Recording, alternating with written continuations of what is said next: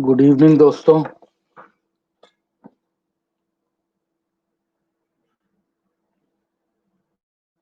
Good evening. बता दें आवाज की स्पष्टता है। सभी को नमस्कार। अंकित, राहुल, अभय, मयंक, रवि, अमित, आप सभी को गुड इवनिंग। लोग अभी जुड़ रहे हैं। आवाज की स्पष्टता है सभी को। चलिए, गुड इवनिंग। इंदु, नितिन, शिवराज, अंशुल। चलिए, बहुत बढ़िया। सभी को good evening. All clear. Good. चलिए, ठीक। बहुत बढ़िया। चलिए, अभी कुछ लोग अपने साथ जुड़ेंगे। अभी 40 लोग ही जुड़े हैं। तब तक हम मुझसे मैंने आप लोगों को शिक्षा नीति का विवरण भी आप तक पहुंचाया था। और याद होगा आप लोगों को, आजकल लगातार वो शिक्षा नीति हमारे यहाँ चर्चा का विषय बनी हुई है। और जानना भी चाहिए कि शिक्षा नीति क्यों जो है हमारे लिए महत्वपूर्ण है।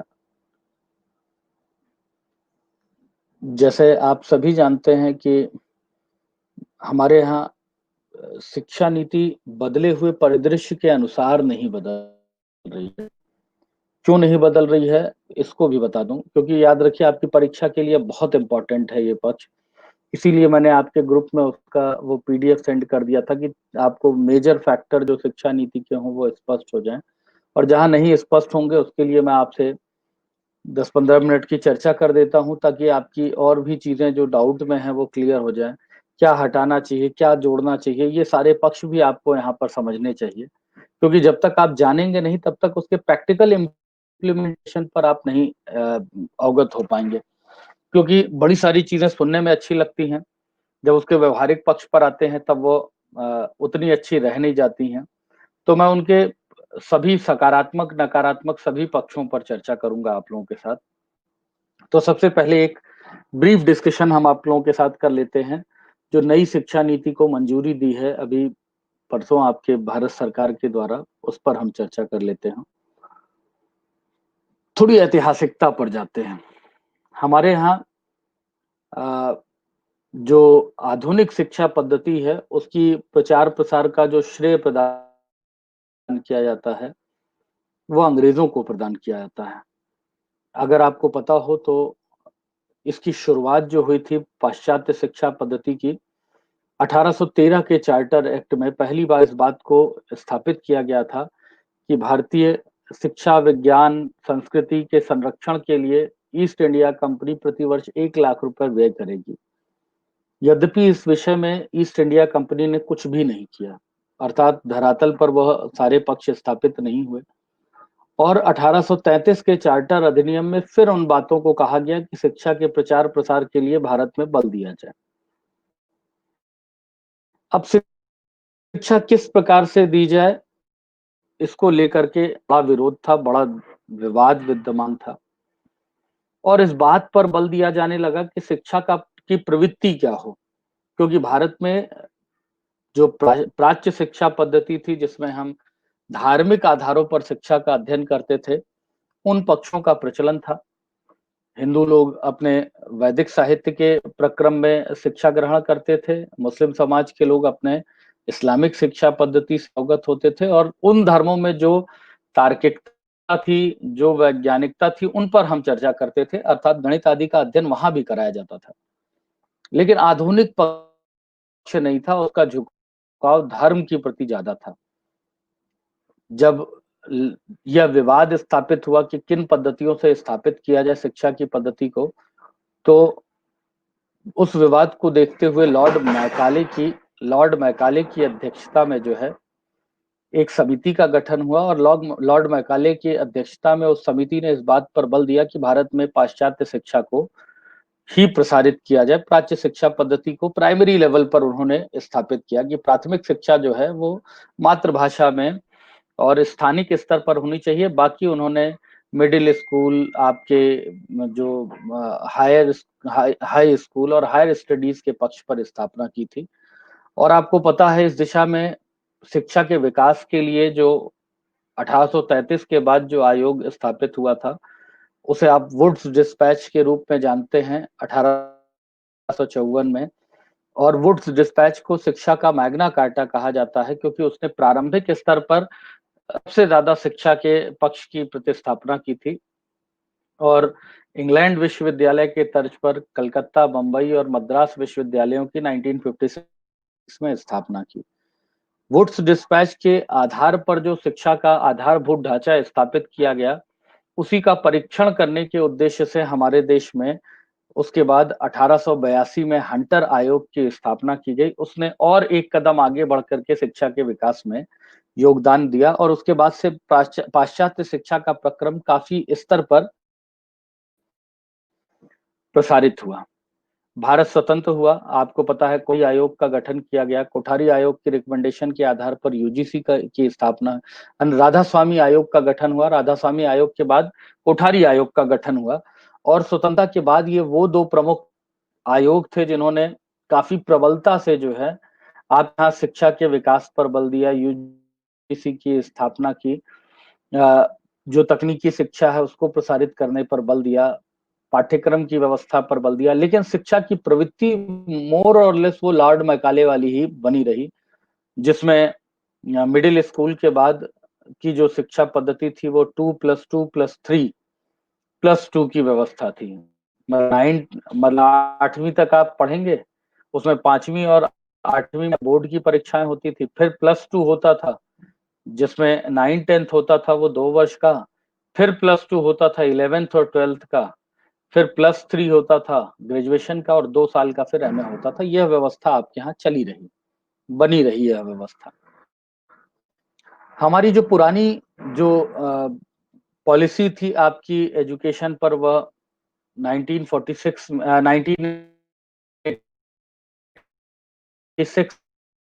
में स्थापित पद्धति में स्थापित करके शिक्षा के विकास पर उस समय बल दिया गया था। अर्थात 1986 के बाद आपके यहाँ कोई भी शिक्षा की कोई नीति स्थापित नहीं हुई। की स्थापना करती है कि मतलब 35-36 सालों में हमारे देश में शिक्षा के मूलभूत ढांचे में कोई परिवर्तन स्थापित नहीं किया गया, कुछ सुधार जरूर किए गए। वर्तमान जो सरकार एक दीर्घ काल से जो है इन चीजों पर बल दे रही थी और ऐसा नहीं कि ये शिक्षा नीति केवल 2 कमीशन की रिकमेंडेशन के आधार पर स्थापित हुई जो पीछे स्थापित हुए थे, बल्कि इसको इतनी माइन्यूटली ऑब्जर्व किया गया है कि आप विश्वास करेंगे इसमें पंचायतों से परामर्श की गई है, आम जैसे परामर्श लिए गए हैं, जो वैज्ञानिक हैं उनसे चर्चा पर चर्चा की गई है, शोधार्थियों से चर्चा पर चर्चा की गई है। आज अंतरराष्ट्रीय विश्व के स्तर पर किस तरीके से ग्लोबल एजुकेशन सिस्टम से हम किस तरीके से जुड़ सके हैं, इन बातों पर ध्यान दिया गया है। तब आपकी यह नवीन शिक्षा पद्धति की स्थापना हुई है, जिसमें जो व्यवस्था स्थापित की गई है उसमें 5+3 5+3+4 नहीं 5+3+4+4 किया गया है। इस तरीके की व्यवस्था स्थापित की गई है। ठीक है, अभी +3+4 क्या है आप इसे समझिएगा। ठीक है, 5-3-3-4, हाँ ठीक है।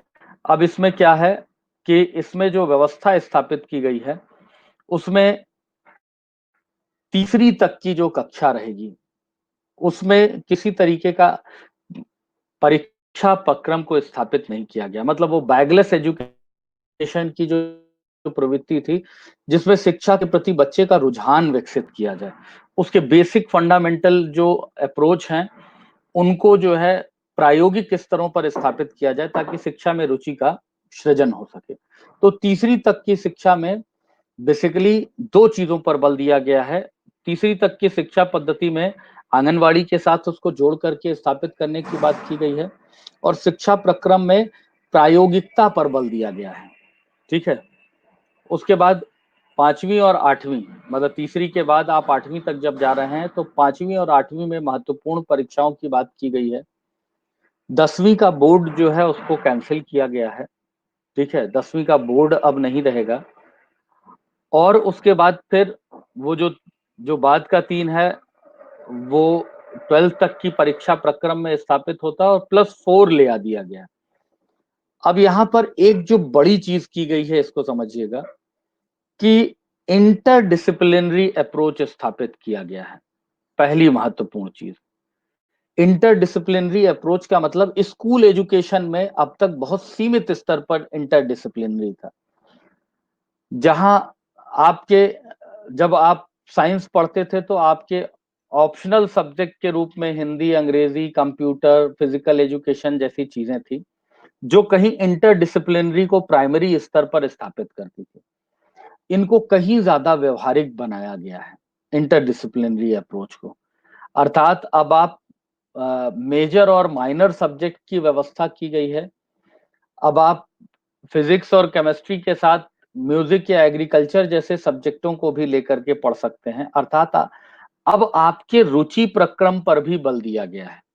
तो वहां एक स्कूल एजुकेशन में इंटरडिसिप्लिनरी अप्रोच को बहुत अच्छे से जस्टिफाई किया गया है, जो कि पाश्चात्य विश्व में बहुत पहले से किया जा रहा है, लेकिन अब आपके यहाँ स्थापित किया गया। हम इंटरेस्ट और एस्थेटिक दृष्टिकोण दोनों पर बल दे रहे हैं। मतलब जैसे हम कहते हैं सौंदर्य शास्त्र, तो साइंस के बच्चे को हम पढ़ाकू ही नहीं बनाएं, उसको हम देश दुनिया की चीजों को भी अवगत कराएं। अगर वो इतिहास पढ़ना चाहता है, भूगोल पढ़ना चाहता है, तो वहां भी उसको पढ़ने का अवसर मिल रहा है। ये सबसे अच्छी चीजें हैं। दूसरी जो महत्वपूर्ण चीज है, वो गांधीयन मॉडल का पुट भी इसमें स्थापित किया गया है। गांधी जी हमेशा कहते थे शिक्षा में जो व्यवसायिक शिक्षा है उस पर बल दिया जाना चाहिए। तो यहाँ पर कक्षा 6 के बाद से इंटर्नशिप जैसी व्यवस्था, कुछ ट्रेनिंग मॉड्यूल जैसी व्यवस्था रोजगार उन्मुख किए जाने की बात कही गई है। अब यहाँ देखिए, वैचारिक स्तर पर तो बड़ा अच्छा लगता है, लेकिन व्यवहारिक स्तर पर वो चुनौतियों का सृजन करता है। तो हम इस बात को कहें कि कोई आप 10 दिन की ट्रेनिंग करके या इंटर्नशिप करके आप स्किल्ड बन जाएंगे, तो इसकी संभावना बहुत कम है। दूसरी चीज, उसके बिहाफ पर लोगों को रोजगार मिलने लगेगा, तो आपका रोजगार का जो ढांचा है वो उस प्रक्रम को जस्टिफाई नहीं करता है। तो वहां दूसरी यहाँ चुनौतियां स्थापित होती हैं। फिर आपके यहाँ लेबर लॉ के जो प्रावधान है वह भी रोजगार परक। भाई 6वीं के बाद से मान लीजिए मैं 8वीं तक में कोई स्किल लेता हूं, तो वो स्किल किस लेवल पर होगी, जानने के स्तर पर या प्रायोगिक स्तर पर वो सफल बनाएगी उसको। और क्या 8वीं के बाद मैं किसी रोजगार में स्थापित हो सकता हूं? ऐसा क्या औद्योगिक ढांचा हमारे यहाँ बना है, या भारत में या भारत के बाहर भी बना है? तो इसको भी कहीं ना कहीं इवेलुएट करना पड़ेगा। लेकिन इस शिक्षा नीति में कहीं ना कहीं व्यवसायिक शिक्षा के पक्ष को जरूर समर्थन दिया गया है, इसको डिनाई नहीं किया जा सकता। ठीक। फिर ये तो स्कूल शिक्षा के स्तर पर स्थापित किए गए मेजर चेंजेस हैं। बहुत सारे माइनर चेंजेस हैं जिन पर अभी हम चर्चा यहाँ नहीं कर रहे हैं। आप अपने पीडीएफ को पढ़ेंगे तो बहुत सारी दूसरी भी चीजें मिलेंगी। ग्रेजुएशन के लेवल पर, पोस्ट ग्रेजुएशन के लेवल पर, रिसर्च के लेवल पर अब शिक्षा की गुणवत्ता पर बल दिया जा रहा है। ये एक बहुत बड़ा पक्ष है जिस पर एक लंबे समय से कोई भी व्यवस्था में बल नहीं दिया जा रहा था, बल्कि जो आपकी आप कहते हैं टेक्निकल एजुकेशन के पक्ष में तो लगातार उसमें गिरावट का पक्ष स्थापित हो रहा था। आप जानते हैं भोपाल या मध्य प्रदेश के इंजीनियरिंग कॉलेज कितनी गुणवत्ता युक्त शिक्षा दे रहे हैं। आपको बी करा रहे हैं, वो बीटेक नहीं करा रहे हैं, अर्थात आपको प्रायोगिक स्तर पर पारिष्कृत नहीं कर रहे हैं, आपको थ्योरी बेसिस पर वो पारंगत कर रहे हैं, जिसका आधार कम से कम व्यावसायिक शिक्षा के स्तर पर, टेक्निकल एजुकेशन के स्तर पर उस प्रबलता से स्थापित नहीं होता है। तो वहां क्या किया गया है, कहा गया है कि 2 तरीके का ग्रेजुएशन सिस्टम उन्होंने दिया है। एक तो 3 ईयर भी दिया है कि वो खत्म नहीं हो रहा है। 3 ईयर ग्रेजुएशन सिस्टम बना हुआ है, जिन्हें 3 ईयर करना हो वो कर सकते हैं। और एक 4 ईयर ग्रेजुएशन सिस्टम दिया है जो कि बीए प्लस एमए के साथ है। याद रखिएगा, ये सिस्टम ऑलरेडी जो पश्चिम मतलब विदेशों में ये ऑलरेडी प्रचलन में है। हमारे यहाँ इंजीनियरिंग के बच्चों के लिए तो बड़ी सुविधा रहती है कि वो 12th करने के बाद जो है इंटीग्रेट अभी अभी आ रहे हैं, इंटीग्रेटेड कोर्सेज की हमने अभी उस पर बता रहे हैं आपको। तो उसमें क्या है, इंटीग्रेटेड प्रोग्राम की ही बात कर रहे हैं, अर्थात 4 ईयर, 3 ईयर तो सिंपल ग्रेजुएशन है, जो लोग सिंपल 3 ईयर ग्रेजुएशन करना चाहें वो अभी भी कर सकते हैं।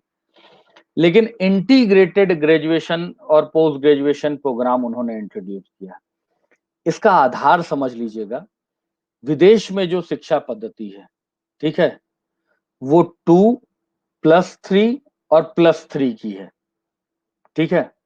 मतलब 2 साल 9th-10th, 3 साल 9th-10th और 11th-12th और 1 साल और वो कराते हैं, और उसके बाद फिर 3 साल का एजुकेशन होता है उनका।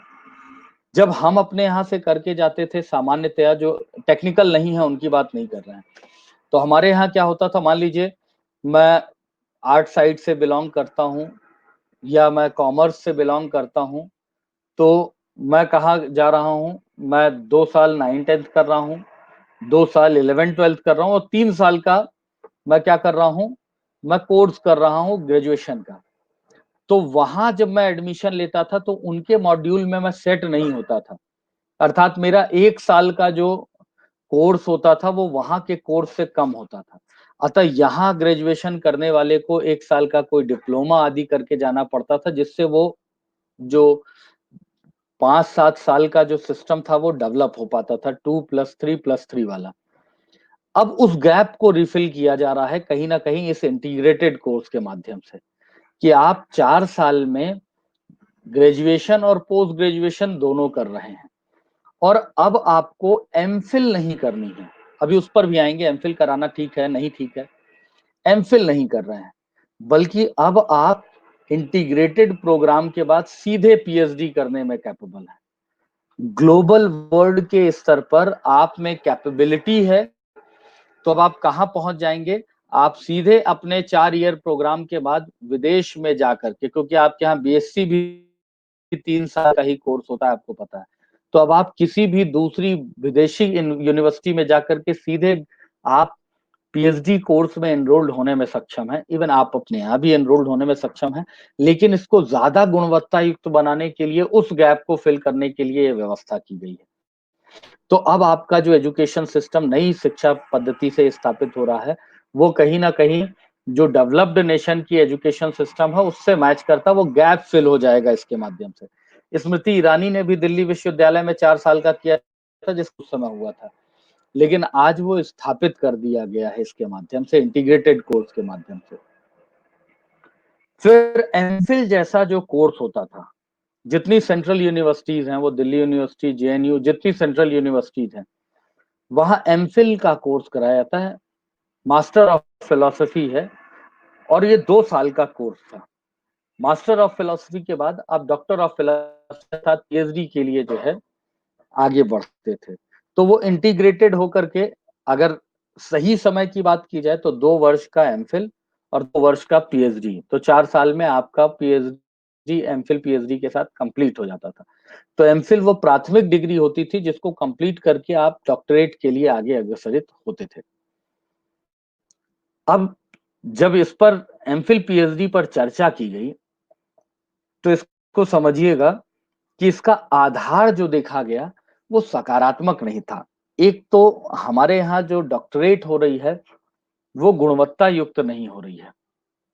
पहले भी यूजीसी ने बार बार रिकमेंड किया कि, अभी यूजीसी ने नॉर्म्स बनाया था कि अगर किसी की पीएचडी थीसिस में किसी दूसरी पीएचडी के 33% से अधिक के कंटेंट पाए गए तो उसकी थीसिस रिजेक्ट हो जाएगी। मतलब लोग 5 लोगों की, 4 लोगों की एक सब्जेक्ट पर थीसिस उठाते थे और कट कॉपी पेस्ट करके सबमिट कर देते थे और अपने नाम के आगे डॉक्टर लिख लेते थे। तो गुणवत्ता युक्त शोध कार्य लगातार बाधित हो रहे थे। फिर एमफिल जैसे कोर्स को उतनी मान्यता नहीं प्रदान की गई थी। मैं दिल्ली यूनिवर्सिटी का तो आपको बता ही सकता हूं। सामान्यतया एमफिल करने वाला विद्यार्थी यूपीएससी की तैयारी करने वाला होता था, और चूंकि पोस्ट ग्रेजुएशन के बाद एमफिल कोर्स इसलिए करता था वो, कि एमफिल करने के प्रोसेस में उसे 2 साल का अवसर मिल जाएगा जिसमें दिल्ली यूनिवर्सिटी का हॉस्टल उसके पास बना रहेगा, और वो तैयारी करता रहता था। और 2 साल तो आइडियल टाइम दे रखा है, लेकिन आप 3 एक्सटेंशन उसमें 6-6 माह का प्राप्त कर सकते हैं। तो लोग 3.5 साल में जाकर के एमफिल कंप्लीट करते थे। और कहाँ-कहाँ से कर रहे हैं, तो बड़े सारे ऐसे अफ्रीकन स्टडीज अफ्रीकन स्टडीज में शोध करके क्या कर रहा है पता नहीं, लेकिन सबसे जल्दी सीट दिल्ली यूनिवर्सिटी में अफ्रीकन स्टडीज की भर जाती। बुद्धिस्ट स्टडीज सबसे जल्दी भर जाती है, क्योंकि बहुत कुछ करने के लिए नहीं है। 1 साल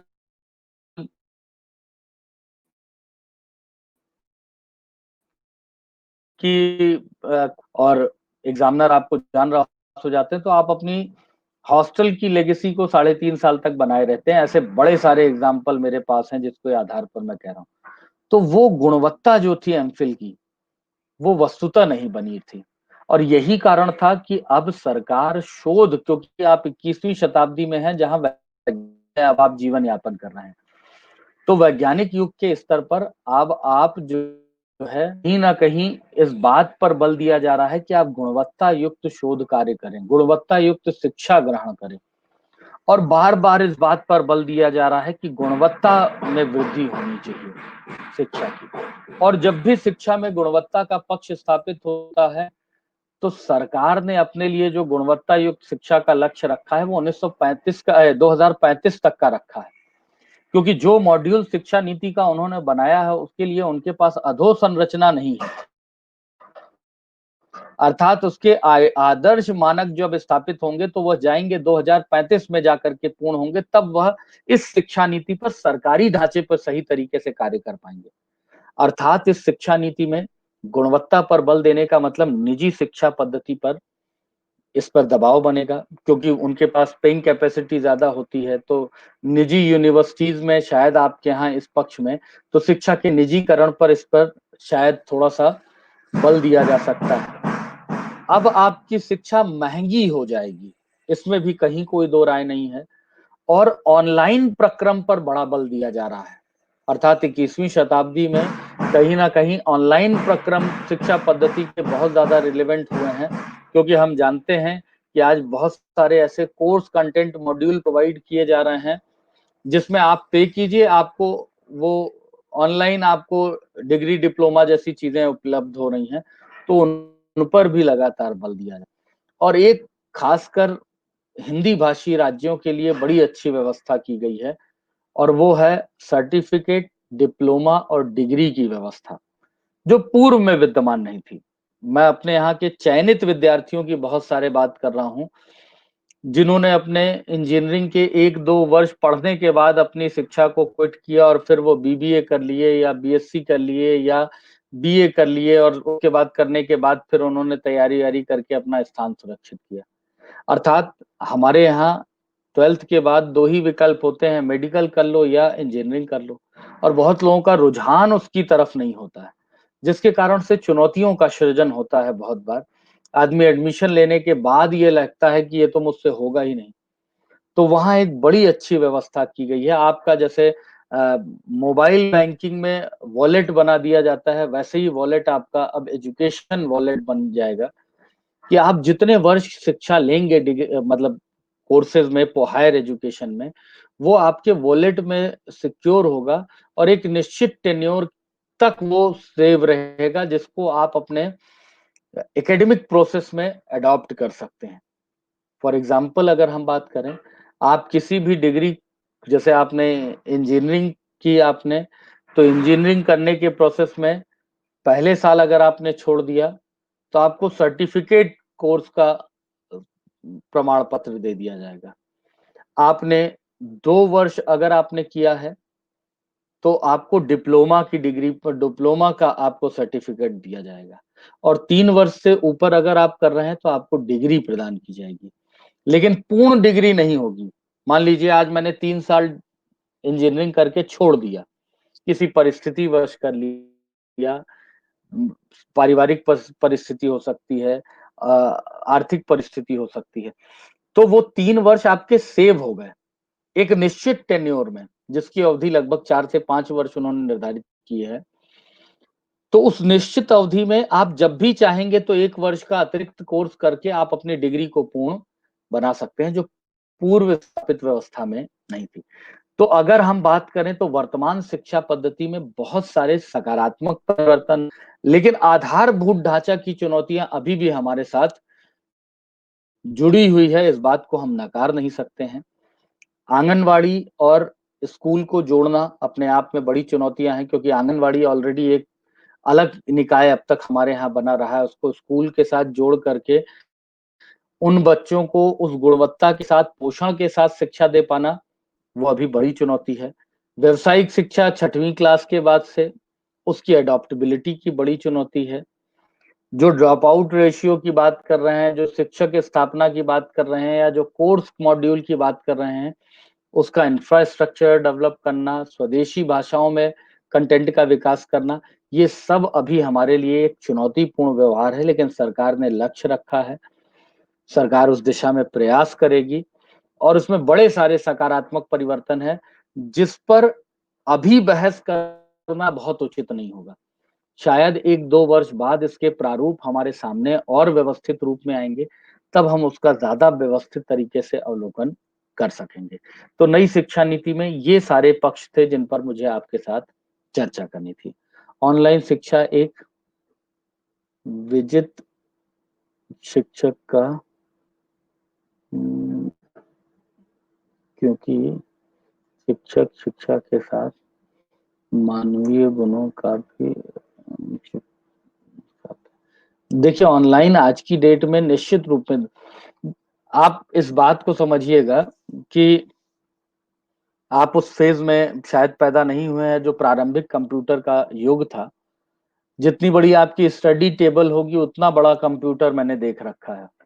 सीपीयू उस तरीके का होता था, बाकायदे चौड़ा सा प्लेटफॉर्म नुमा, और उसके ऊपर कंप्यूटर होता था ब्लैक एंड व्हाइट। तो ये लगता था कि ये क्या चीज आ गई है। कंप्यूटर लैब बनते थे स्कूल्स में, जिसमें 2-3 कंप्यूटर होते थे, और आप विश्वास से मानेंगे, जूता करके क्लास में एंट्री दी जाती थी आपको कंप्यूटर क्लास में, कि डस्ट से भी खराब हो जाता है। आज देखिए, आप उसे जूता जूता मार रहे हैं कंप्यूटर को, लेकिन तब वो जूते की धूल से भी शायद खराब होने वाली स्थिति में था। हमारी एडॉप्टेबिलिटी चीजों की तुरंत नहीं बनती है, एक फेज लगता है, एक टाइम लगता है एडॉप्टेबिलिटी के लिए। जैसे याद कीजिए, आप पहले मोबाइल फोन से ही प्रसन्न थे, फिर कलर्ड मोबाइल फोन आ गया तो आपको black and white button phone आपको खराब लगने लगा। फिर कलर्ड बटन वाले फोन आप इस्तेमाल करने लगे। फिर आपके माइक्रोसॉफ्ट बेस्ड फोन आने लगे। फिर अब आपके पास फोन है ही नहीं, अब आप तो देखते हैं कि उसकी स्पीड, उसका प्रोसेसर, पता नहीं क्या क्या देख करके आप फोन चूज करते हैं। अब आप वार्ता हेतु कोई हैं, आप अपनी जेब में एक मिनी कंप्यूटर लेकर के चलते हैं, जिससे अब आप संतुष्टि विद्यमान है, और हर 1-1.5 साल पर आपको लगता है कि आपका ये मिनी कंप्यूटर थोड़ा आउटडेटेड होता जा रहा है, तो आप उसमें अपग्रेड करते हैं। तो इसी तरीके से ऑनलाइन शिक्षा पद्धति में, जैसे मुझे पढ़ाने में अब मैं सहज होने लगा हूँ धीरे धीरे, लेकिन अभी भी जो एक लंबे समय के पूर्वाग्रह हैं जिसमें मैं आप लोगों की शक्ल देखता हूँ, मतलब इंटरेक्टिंग एजुकेशन का कोई सब्स्टिट्यूट नहीं है, मैं अभी भी मानता हूँ कि आपके साथ संवाद करके, आपको फिजिकली प्रेजेंस से आपके डाउट को क्लियर करके, वो जो एक मैं कहीं न कहीं संतुष्ट होता हूँ या आपको संतुष्ट करता हूँ, उसको बहुत सारे पार्ट पर मैं ऑनलाइन शायद करने में सक्षम हूँ। लेकिन लेटर ऑन अभी ऑनलाइन प्रारंभिक स्तर पर है। लेटर ऑन और चीज़ें बदलती जाएँगी और इसका विकास इस स्तर पर होगा कि आप देखेंगे कि फिर शायद हो सकता है कि फिजिकल प्रेजेंस की ज़रूरत ही ना हो। हर आदमी ऑनलाइन ले रहा होगा क्लास। आज से 10 साल बाद ऐसी स्थितियाँ बहुत सारी बदल जाएँगी। तो ऑनलाइन क्लासेस के स्तर पर अ, आगे आने वाले भविष्य में निरंतर बल दिया जाएगा। इसमें कहीं कोई दो राय नहीं है। 31 जुलाई 1995 को पहला मोबाइल फ़ोन आया इंडिया में। बिल्कुल आया था 1995 में। इंटरनेट आपके यहाँ पहली बार किया गया था। मोबाइल फ़ोन थोड़ा लेटर ऑन आया था। मोबाइल फ़ोन इस समय नहीं आया था। जो मेरे थॉट प्रोसेस में है, मोबाइल फ़ोन मेरे ख्याल से 98-99 में इंट्रोड्यूस हुआ था। इस समय तक मोबाइल फ़ोन अभी नहीं आया था। पेजर आ चुका था इस समय, मोबाइल फ़ोन नहीं आया था, ठीक है? मूल्यों की सीख, देखिए, मानवीय मूल्यों की सीख सीख आपको हर जगह मिलती है। एक सब्जी बेचने वाले से लेकर के एक भीख माँगने वाले तक का व्यक्ति आपको मानवीय मूल्यों की सीख दे सकता है, वो तब है जब आपकी अडॉप्टेबिलिटी हो उस मानवीय मूल्य के लिए। आज आप मेरे मुंह से कुछ भी सुन करके ग्राह्य होते हैं, एक्सेप्ट कर लेने के लिए तत्पर रहते हैं, लेकिन किसी दूसरे व्यक्ति के मुंह से अगर सुनने वाली कोई भी चीज आपको लगती है वो ज्ञान दे रहा है, तो अडॉप्टेबिलिटी का फैक्टर बहुत इंपॉर्टेंट होता है। हम हम किसी की आर्थिक स्थिति के आधार पर या किसी के एजुकेशन लेवल के आधार पर उससे क्या लेना है क्या नहीं लेना है, इसकी सीख का हम अनुभव करके उसे व्यवहार करते हैं। तो वहां मानवीय मूल्य ऑनलाइन क्लासेस में मिलेंगे नहीं मिलेंगे, ये कहना पूरी तरह से गलत है, क्योंकि सबसे ज्यादा मानवीय मूल्य जो मिलते हैं वो परिवार से ही मिलते हैं और अब तक मिल चुके हैं आप लोगों को। ऐसी कोई चीज नहीं है जो मैं बताता हूं और आपको पता नहीं होती है मूल्यों के आधार पर। तो ये नई शिक्षा नीति के स्तर पर स्थापित होने वाले व्यवहार थे। यहाँ कोई और प्रश्न हो पूछ लें, वरना हम अपने क्लास के प्रक्रम को शुरू करेंगे। आप पूछ लीजिए, कोई डाउट हो तो।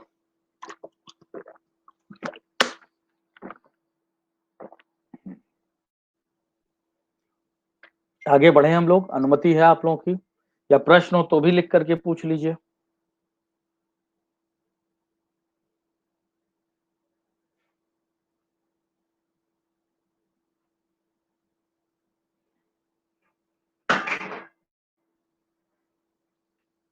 आगे बढ़ जाए दोस्तों, अनुमति।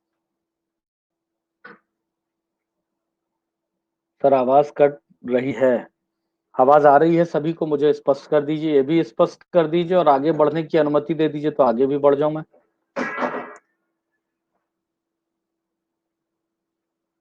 सर इस शिक्षा नीति से पीएससी में क्वेश्चन किस टाइप के आ सकते हैं? नवीन शिक्षा नीति के महत्वपूर्ण बिंदुओं पर प्रकाश डालिए। शिक्षा पर पड़ने वाले नवीन शिक्षा नीति के प्रभाव स्पष्ट कीजिए, ऐसे ही प्रश्न पूछे जाएंगे। देश में एक पाठ्यक्रम न होने जैसी चीज को अब नकार दिया गया है। कहा जा रहा है कि एनसीईआरटी लेवल पर ही चीजों को जो है देश में प्राथमिक स्तर पर प्रदान किया जाएगा, ऐसी बात की जा रही है। ठीक, आगे बढ़ जाए हम लोग, सभी की अनुमति है? जल्दी आइए, चलिए। Okay, good. कोई और प्रश्न तो नहीं है? चलिए ठीक, हम अपने इस पोर्शन को बाइंड अप करेंगे।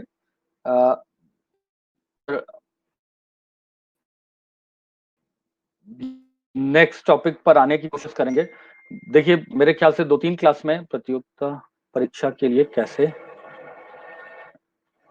निर्धारित होगा। प्रतियोगिता परीक्षा और आपकी शिक्षा नीति से कोई मतलब नहीं है। आप गुणवत्ता युक्त शिक्षा लेंगे तो प्रतियोगी परीक्षाओं में और ज्यादा गुणवत्ता युक्त परफॉर्म भी करेंगे। प्रतियोगी परीक्षाओं से इस शिक्षा नीति का कोई लेना नहीं, शिक्षा की गुणवत्ता से इसका लेना देना जरूर है वहां पर। ठीक है, चलिए अब आंतरिक सुरक्षा के मुद्दों पर आ जाते हैं, और थोड़ा सा आप लोग विचार कीजिएगा कि इसके बाद कौन से विषय पर हमें आप लोगों के साथ चर्चा करनी है।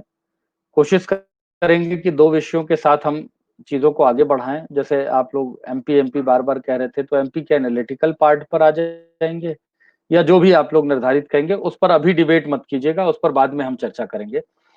नेक्स्ट क्वेश्चन पर आ जाइएगा, क्वेश्चन लिख लीजिएगा। भारत में आंतरिक सुरक्षा के लिए स्थापित होने वाली भारत में आंतरिक सुरक्षा के लिए स्थापित होने वाली प्रमुख चुनौतियों पर प्रकाश डालिए। प्रमुख चुनौतियों पर प्रकाश डालिए। प्रमुख चुनौतियों पर प्रकाश डालिए। क्वेश्चन वैसे मैंने आप लोगों को शायद लिखा दिए थे पिछली बार, जो मुझे याद आ रहा है। हाँ देखिए, राइट, आप लोगों ने याद नहीं दिलाया। चलिए ठीक ठीक ठीक ठीक ठीक ठीक, याद आ गया, मैंने 2-3-4 क्वेश्चन आप लोगों को लिखाए थे उसमें। ठीक, अब यहाँ पर याद रखिएगा, पहले इसको सुनेंगे, उसके बाद फिर हम लिखने वाले मोड में आएंगे। हाँ हाँ, याद आ गया, मुझे याद आ गया, मैंने लास्ट क्लास में आप लोगों को लिखा था। आंतरिक सुरक्षा से क्या तात्पर्य है, पहले यह समझ लीजिए। ठीक है, आंतरिक सुरक्षा से क्या तात्पर्य है? तो आंतरिक सुरक्षा से तात्पर्य यह है कि वे सारे विषय जो हमारी देश की एकता, अखंडता, संप्रभुता और व्यवस्था को खंडित करने के लिए प्रेरित करते हैं या उन व्यवस्थाओं को चुनौती प्रदान करते हैं, उन सभी पक्षों को हम आंतरिक सुरक्षा के लिए खतरा मानते हैं। मतलब आंतरिक सुरक्षा से मतलब ऐसा थ्रेट जो हमारी बनी हुई व्यवस्था को खंडित कर दे, ऐसा थ्रेट जो संवैधानिक प्रावधानों को कहीं न कहीं जो आदर्श हैं उनको भंग कर दे, उन्हें हम आंतरिक चुनौतियों के रूप में स्वीकार करते हैं।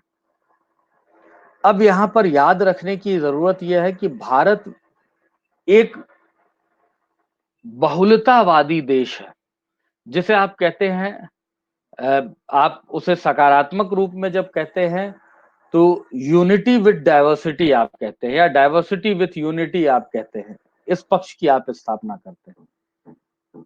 भारत में डाइवर्सिटी क्यों है इस बात को पहले समझ लीजिए, फिर हम उस डाइवर्सिटी से लाभ और हानियों पर चर्चा करेंगे।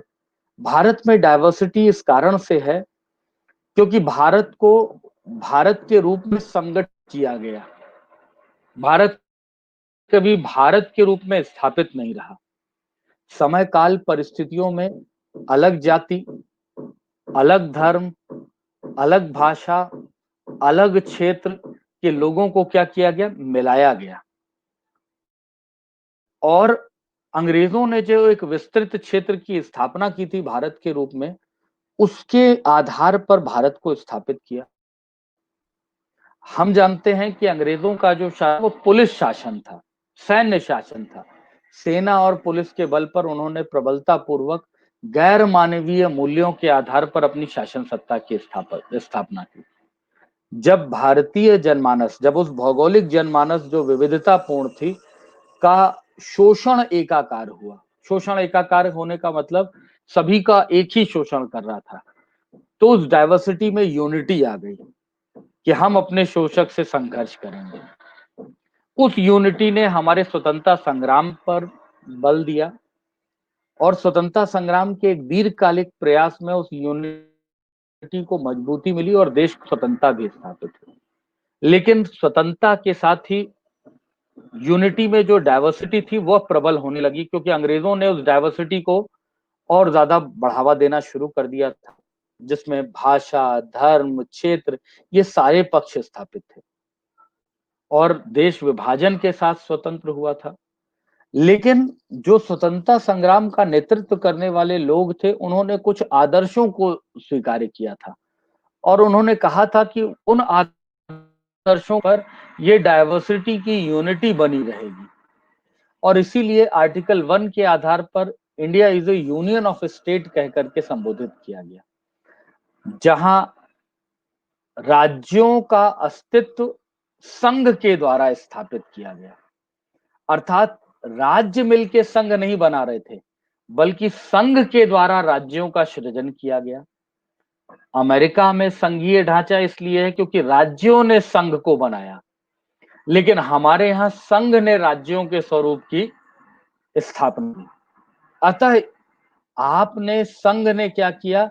उस डाइवर्सिटी को और ज्यादा डाइवर्सिफाई किया, भाषा के आधार पर, संस्कृति के आधार पर। याद कीजिए आपने राज्यों का गठन किया तो आपने पृथक पक्ष को पहचान प्रदान की। आपका दृष्टिकोण सकारात्मक था, लेकिन जब भाई हमने भी गोली खाई, नॉर्थ ईस्ट के आदमी ने भी गोली खाई, साउथ का आदमी भी गोली खा रहा है और उत्तर में लद्दाख और जम्मू कश्मीर का आदमी भी गोली खा रहा है स्वतंत्रता के लिए।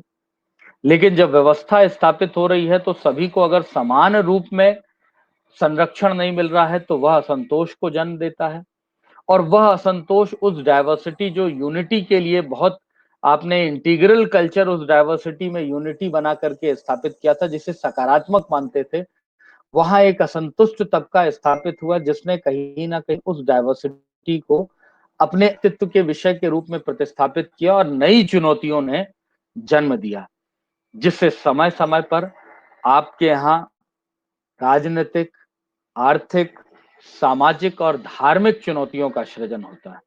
तो जब हम आंतरिक सुरक्षा की चुनौतियों की बात करते हैं तो उनको 4 वर्गों में वर्गीकृत करते हैं। राजनीतिक पक्ष की चुनौतियां, आर्थिक पक्ष की चुनौतियां, सामाजिक पक्ष की चुनौतियां और धार्मिक पक्ष की चुनौतियां। यही 4 क्षेत्र हैं जो उस डायवर्सिटी का सृजन कर रहे हैं और उस डायवर्सिटी के आधार पर उनसे आंतरिक सुरक्षा की चुनौतियां स्थापित हो रही हैं। अब इसमें क्या-क्या आ जाता है इसको समझ लीजिएगा। सबसे पहले आ जाता है क्षेत्रवाद या अलगाववाद। अलगाववाद क्या है? हम जानते हैं कि किसी क्षेत्र विशेष के प्रति जो जाति, भाषा, धर्म आदि के आधार पर जो लगाव स्थापित होता है, वह क्षेत्रवाद को जन्म देता है। और उस क्षेत्र के प्रति जब पृथकतावादी दृष्टिकोण स्थापित हो जाता है, तो वह क्षेत्रवाद अलगाववाद को जन्म देता है। क्षेत्र के प्रति झुकाव, क्षेत्रीय विकास, क्षेत्रीय समर्पण के लिए जो झुकाव है वो क्षेत्रवाद। जैसे मान लीजिए आप में से जहाँ जिस जिले से, जिस क्षेत्र से जो लोग आते हैं उसके प्रति एक लगाव होता है और जब आप उस क्षेत्र के प्रति लगाव रख के बायस्ड होते हैं तब वह क्षेत्रवाद स्थापित होता है। लेकिन अन्य क्षेत्रों अलग उस क्षेत्र के विकास के लिए प्रयास करने लगते हैं तब वह अलगाववाद का सृजन होता है। बोडोलैंड की समस्या, बृहद नागालैंड की समस्या, ये सब क्षेत्रवाद और अलगाववाद का परिणाम है जिससे हमारे देश में एक लंबे समय से नॉर्थ ईस्ट में इंसर्जेंसी अर्थात अशांति की समस्या बनी हुई है। तो एक पक्ष आ जाता है क्षेत्रवाद या अलगाववाद का। महत्वपूर्ण विषयों पर चर्चा करेंगे इसमें। दूसरा पक्ष आ जाता है राजनीतिक स्तर पर, वह है आपका नक्सलवाद।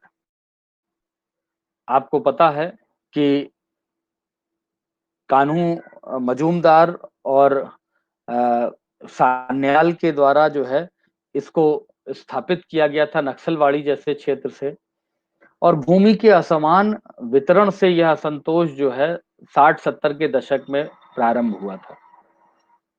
लेकिन हमारी सरकार भूमि के वितरण, भू सुधारों को वस्तुतः सही तरीके से लागू नहीं रख पाई। उसका कारण भी राज्य सूची के विषय के रूप में उसकी स्थापना होना था और उससे यह असंतोष बढ़ता गया और एक ऐसा वर्ग सृजित हुआ जिन्होंने हिंसा के माध्यम से व्यवस्था बदलने का प्रयास किया, अर्थात भय और हिंसा के माध्यम से वर्तमान व्यवस्था को बदल करके अपने अनुसार की स्थापना करना नक्सलवाद का लक्ष्य है और उसी लक्ष्यों को प्रेरित करके एक दीर्घ काल से लगभग 5 दशक हो गए हैं नक्सलवाद जो है लगातार प्रसारित है। 5 दशक से ऊपर हो चुके हैं। आज 10 से अधिक राज्यों में प्रसारित हो चुका है और आंतरिक अशांति की सबसे बड़ी चुनौती के रूप में नक्सलवाद को हम स्वीकार करते हैं। इसके बाद विभाजन को प्रबलता पूर्वक प्रसारित करने में भाषावाद की भी एक महत्वपूर्ण भूमिका है। जहां भाषाई विभेद और भाषाई श्रेष्ठता के आधार पर जो विवाद का सृजन होता है समय समय पर, उसको हम भाषावाद के रूप में लेकर के आते हैं और उत्तर, दक्षिण, पूरब और पश्चिम के स्तर पर कहीं ना कहीं भाषावाद की चुनौतियां विद्यमान है। यद्यपि संविधान के द्वारा उस भाषावाद को न्यूट्रलाइज करने की व्यापक प्रयास किया गया जिस पर आपने राजभाषा के अंतर्गत काफी कुछ पढ़ा है। इसके बाद नदी जल बंटवारे को लेकर के विवाद, यह भी एक बड़ा विवाद है जिससे आंतरिक शांति की चुनौतियों का सृजन होता है। अभी 1-1.5 वर्ष पहले आपने कावेरी जल के विवाद पर आपने तमिलनाडु और कर्नाटक में संघर्ष होते और बसें फूंकते हुए देखा था।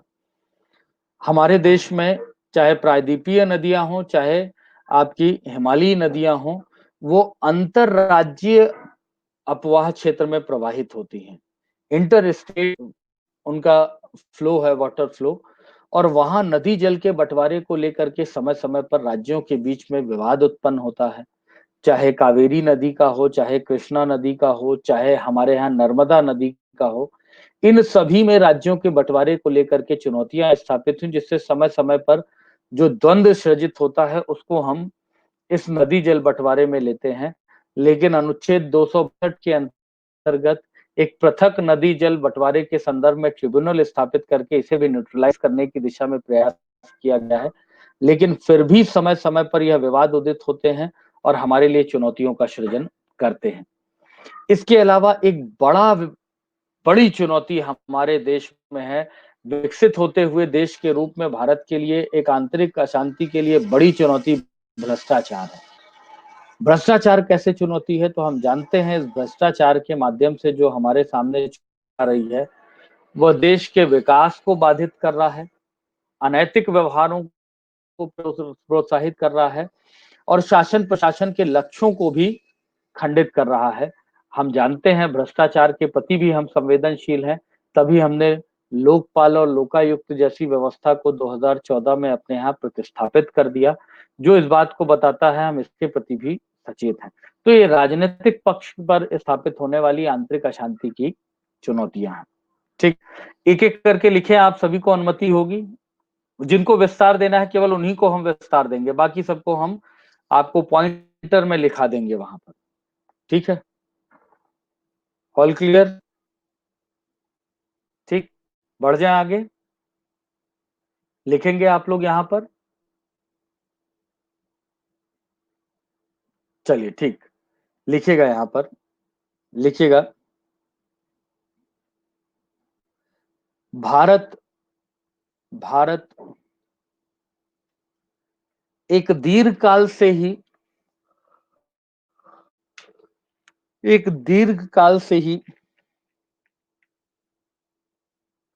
विविधता में एकता समाहित किए हुए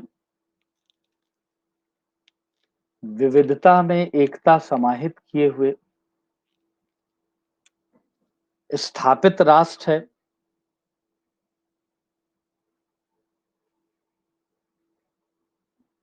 जिसके द्वारा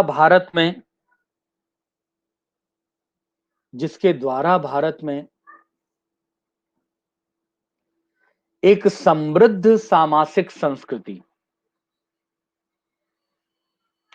एक समृद्ध सामाजिक मतलब इंटीग्रल सामाजिक संस्कृति का सृजन हुआ है। परंतु समय समय पर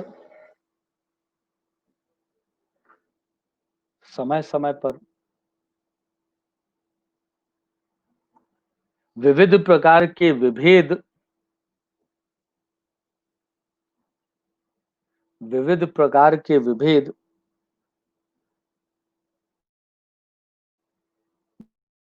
देश की एक अखंडता संप्रभुता देश की एकता अखंडता संप्रभुता और व्यवस्था के लिए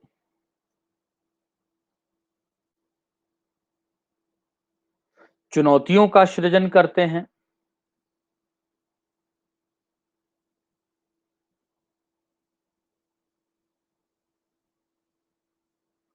जिससे देश की आंतरिक सुरक्षा और विकास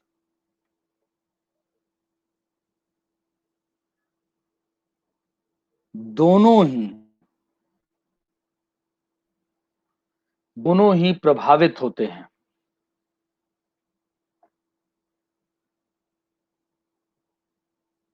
दोनों ही प्रभावित होते हैं।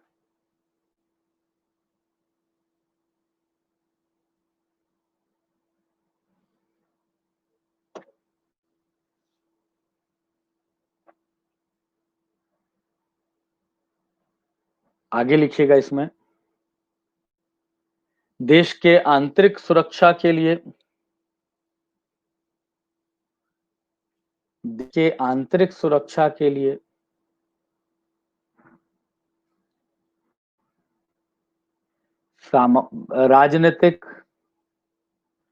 राजनीतिक आर्थिक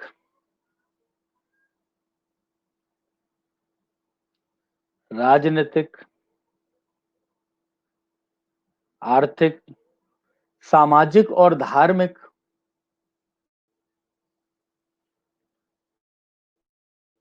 साख व्यापक चुनौतियां स्वीकार की जाती हैं।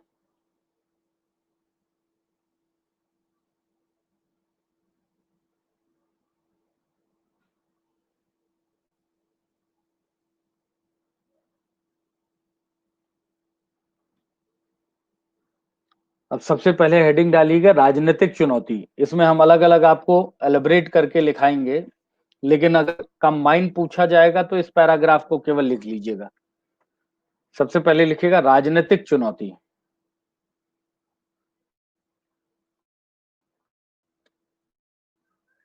लिखिएगा भारत में विद्यमान विविध पक्षीय विविधता विविध पक्षीय विविधता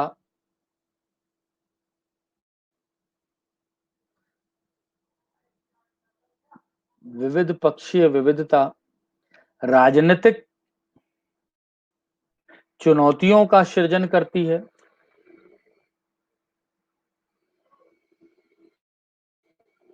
जिसके अंतर्गत क्षेत्रवाद व अलगाववाद,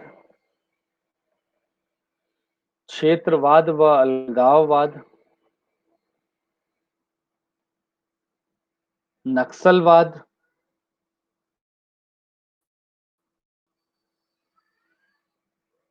भाषाई विभेद, नदी जल विवाद,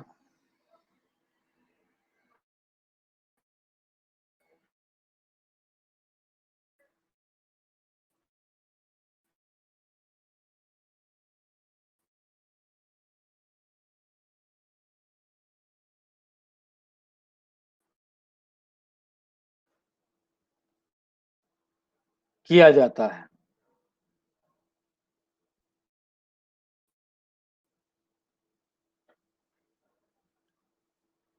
अब इसमें याद रखिएगा, इसमें कुछ चीजें आपने ऑलरेडी कर रखी हैं।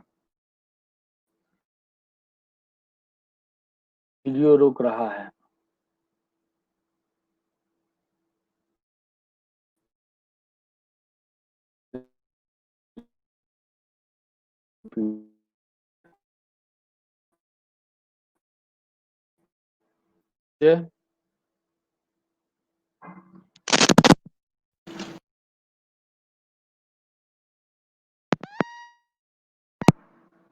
आवाज आ रही है आप लोगों को? आवाज आ रही है? Last line repeat sir please. अच्छा, मैंने आपको बताया, ठीक ठीक ठीक ठीक ठीक, मैंने आपको बताया राजनीतिक चुनौतियों के अंतर्गत क्षेत्रवाद, नक्सलवाद, भाषावाद, नदी जल बंटवारा, भ्रष्टाचार आदि चुनौतियां विद्यमान है।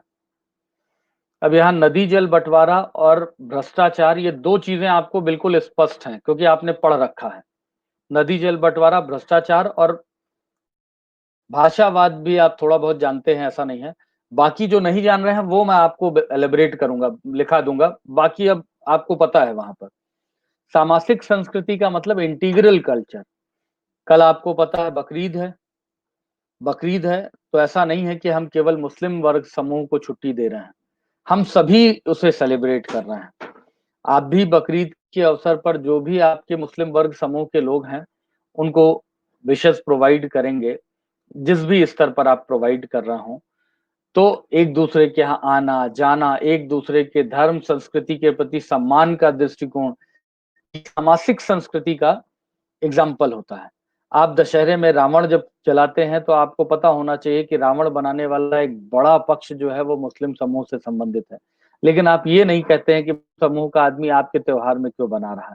तो ऐसे बड़े सारे पक्ष हैं जो एक दूसरे से जुड़े हुए हैं, जो सामाजिक संस्कृति के रूप में स्थापित होते हैं। हम ये नहीं कहते हैं कि आदमी कल बकरीद क्यों मना रहा है? हम ये कहते हैं बिल्कुल मना रहा है, ये मुस्लिम वर्ग समूह का त्योहार है। एक दूसरे को जानने वाले को वहाँ शुभकामनाएं भी प्रदान करते हैं। तो ये सामाजिक संस्कृति है यहाँ पर। ठीक, चलिए सबसे पहले क्षेत्रवाद अलगाववाद पर आ जाइए। क्षेत्रवाद अलगाववाद लिखिएगा यहाँ पर। भारत में क्षेत्रीय विविधता। सर आवाज रुक रही है। आवाज आ रही है या रुक रही है? Voice problem? और भी सभी को प्रॉब्लम हो रही है बता दें। वॉइस प्रॉब्लम, 1 मिनट रुक गया, 1 मिनट रुक गया।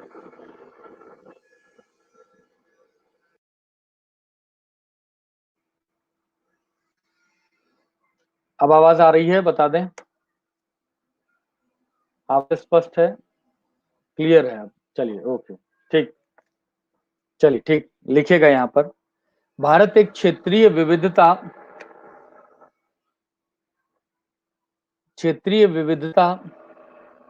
वाले राष्ट्र के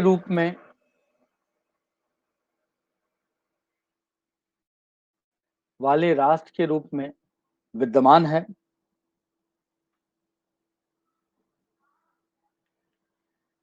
जहां संविधान द्वारा इस क्षेत्रीय विविधता को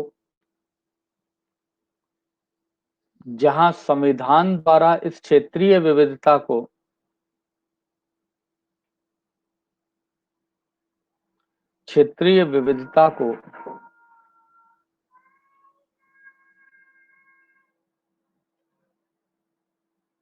संघ के रूप में एकीकृत किया गया।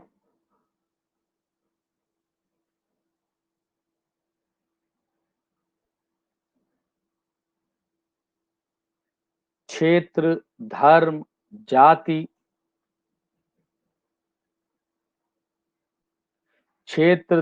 जाति आदि के आधार पर क्षेत्रीयता का सृजन होता है।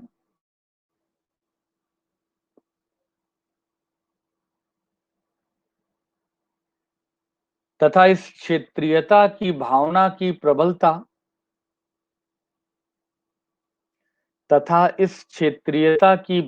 की प्रबलता से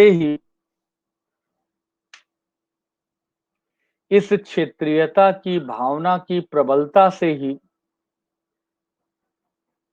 अलगाववाद का सृजन होता है।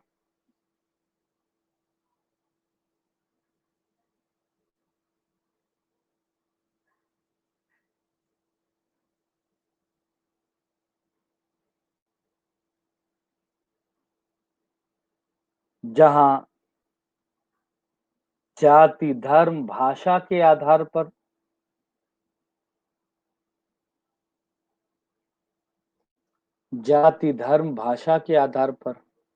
किसी क्षेत्र के गठन की मांग,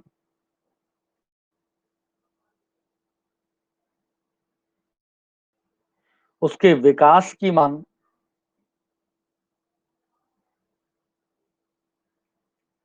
कई बार उग्र होती है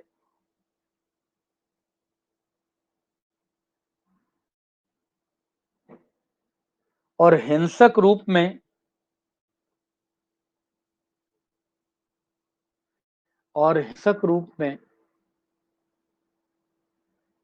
वह आंतरिक सुरक्षा को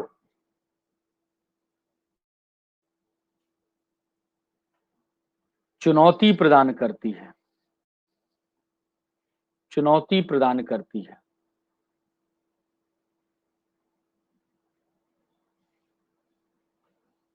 चुनौती प्रदान करती है।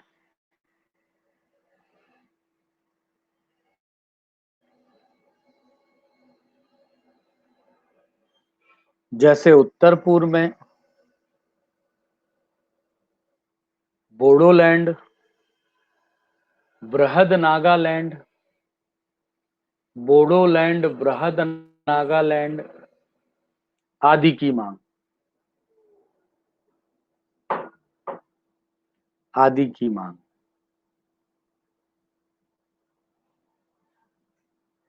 ठीक, क्लियर है यहाँ?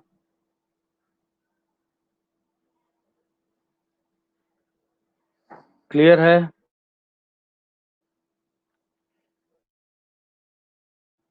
मतलब क्षेत्रवाद से ही अलगाववाद का सृजन होता है। क्षेत्रवाद का ही जो उग्र स्वरूप है या एक्सट्रीमिस्ट पार्ट है, वो अलगाववाद की स्थापना करता है, जिसे सेपरेटिस्ट आप कहते हैं। ठीक है। यूपी का 4 राज्यों में विभाजित करने की मांग किस नहीं, ऐसी कोई मांग नहीं है। यूपी में कुछ क्षेत्रों में राज्यों के गठन की मांग है। नए राज्यों की गठन की मांग का आधार जो है वो विकास संबंधी पक्ष को ध्यान में रख करके है, संस्कृति संबंधी पक्ष को ध्यान में रख करके है। उसका कहीं जाति धर्म से कोई लेना देना नहीं है। तो अमीश, इसके पक्ष में यहाँ ना क्षेत्रवाद आएगा ना अलगाववाद आएगा। क्षेत्रवाद का तब भी प्रारंभिक पक्ष आता है, लेकिन अलगाववाद का पक्ष नहीं आता है, क्योंकि वो मांग उग्र नहीं हुई है ना, उनका स्थापना नहीं है। खालिस्तान आतंकवाद था, वो विखंडनकारी दृष्टिकोण था। विखंडनकारी का मतलब एक है अपने पृथक क्षेत्र की मांग करना, अर्बन नक्सल भी नहीं। खालिस्तान में देश का विभाजन हो रहा था हिंसक आधार पे, तो वो आतंकवाद है। ठीक। कश्मीर के अलग करने की मांग जो है वो आतंकवाद है, क्योंकि हिंसा के माध्यम से प्रेरित किया जा रहा है। लेकिन बोडोलैंड की जो मांग है, जो बृहद नागालैंड की मांग है, वो क्या है? अलगाववाद है। ठीक, कि वो कह रहे हैं कि साहब वो 3 राज्य में जो नागा जनसंख्या है उसको मिला दीजिए और उन 3 राज्यों में नागा जनसंख्या क्षेत्र को मिलाकर के बृहद बोडोलैंड की स्थापना कर दीजिए। तो आप बाकी क्षेत्रों से उसको अलग करके अपने क्षेत्र की स्थापना कर रहे हैं। देश के अंदर, देश से अलग होकर के मांग नहीं कर रहे हैं। ठीक, इसीलिए जम्मू कश्मीर का जो अलगाववाद की श्रेणी में आता है, क्योंकि आप देश से अलग होने की बात कर रहे हैं। देश में अलग तो आप ऑलरेडी हैं वहां पर। ठीक है। वो अलगाववादी आतंकवादी। अब यहाँ याद रखिएगा, वो अलगाववाद की जो मांग कर रहे हैं वो 2 तरीके का। आतंकवादी अलगाववाद को जब हिंसक माध्यम से मानने लगता है तब वो आतंकवादी हो जाता है। जब वो हिंसक माध्यमों से अलग करने की बात कर रहा है तब वो अलगाववादी कहा जा रहा है। वाद का मतलब वैचारिक स्तर पर। तो जब भी आप अलग करने की बात कर रहे हैं तो वह वाद की श्रेणी में स्थापित हो रहा है। तो जम्मू कश्मीर में भी जो लोग अहिंसक माध्यम से स्थापित कर रहे हैं वो अलगाववादी ही है, क्योंकि अभी तो मांग रख रहे हैं वो। लेकिन जो हिंसक माध्यम से रख रहे हैं वो आतंकवादी है। क्लियर? आगे बढ़े, बता दें? चलिए ठीक। अब आ जाइएगा नक्सलवाद। नक्सलवाद, नक्सलवाद लिखिएगा। 60-70 के दशक में, इसको विस्तार दे रहे हैं क्योंकि आपसे पृथक रूप में ये प्रश्न पूछा जा सकता है और आपको क्वेश्चन भी कल लिखा था। 60-70 के दशक में, 60-70 के दशक में हमारे 60-70 के दशक में हमारे देश में भूमि के असमान वितरण से, भूमि के असमान वितरण से, भूमि के असमान वितरण से अलगाववाद का सृजन हुआ था।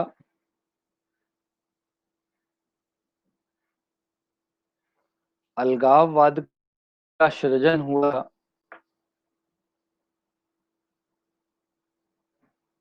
जिसके प्रणेता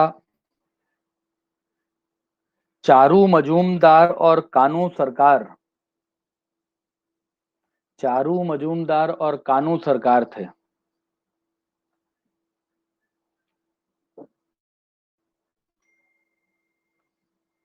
जहां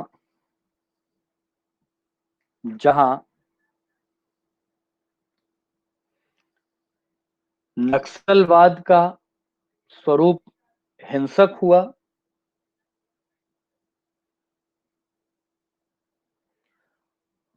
और भय और हिंसा के माध्यम से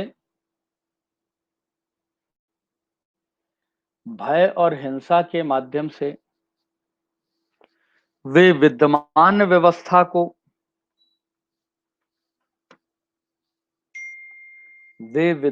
व्यवस्था को परिवर्तित करके विद्यमान व्यवस्था को परिवर्तित करके परिवर्तित करके परिवर्तित करके अपनी विचारधारा की व्यवस्था स्थापना के पक्षधर थे।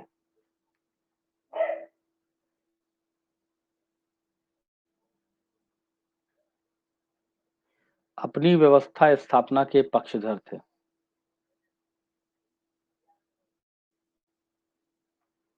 1990 के पश्चात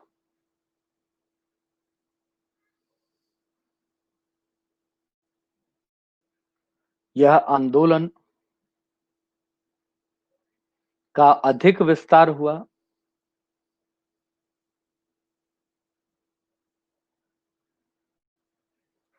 परंतु यह अपने निर्धारित लक्ष्यों से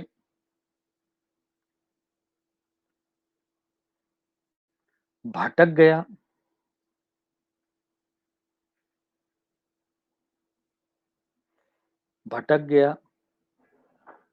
परंतु इसके बावजूद यह वर्तमान में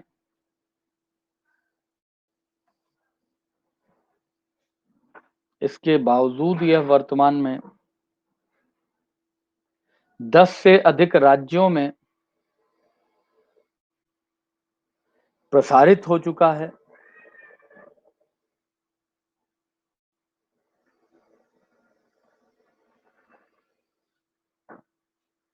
तथा वर्तमान समय में भारत के लिए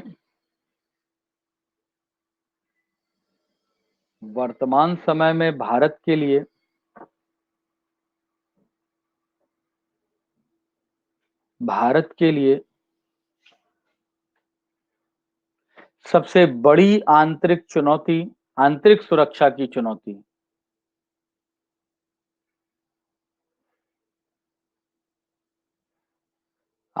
सुरक्षा की चुनौती स्वीकार किया जाता है,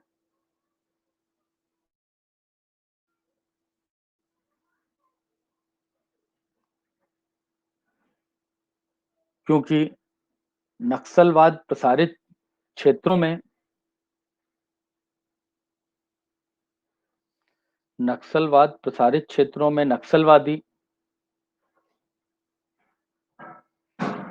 नक्सलवादी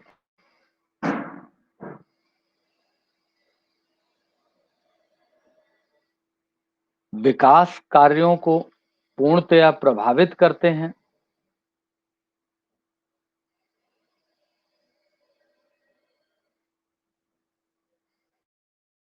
जिससे एक बड़ी जनसंख्या अभी भी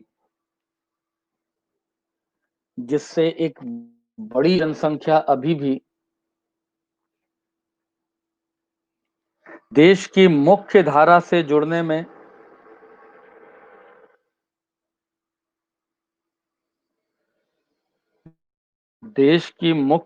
से जुड़ने में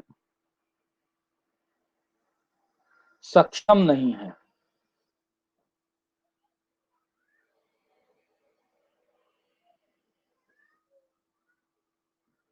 तो वहीं कई बार नक्सलवादी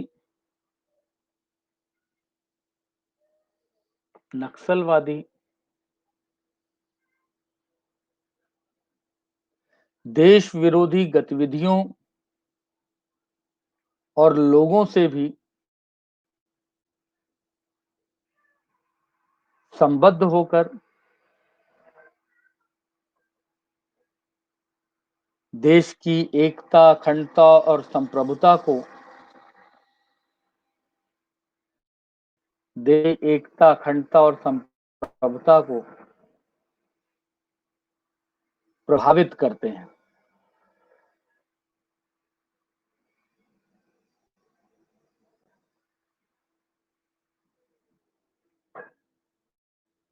तो ये हो गया आपका नक्सलवाद। ठीक, निदान आदि आपसे नहीं पूछा जा रहा है, आपसे केवल चुनौतियां पूछी जा रही हैं। ठीक है, अब आ जाएगा भाषावाद की समस्या।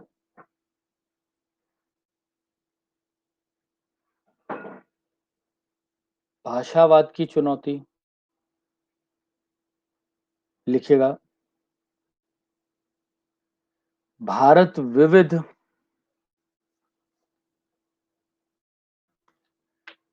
विविध भाषा संस्कृति वाले राष्ट्र, भाषा संस्कृति वाले राष्ट्र के रूप में विद्यमान है।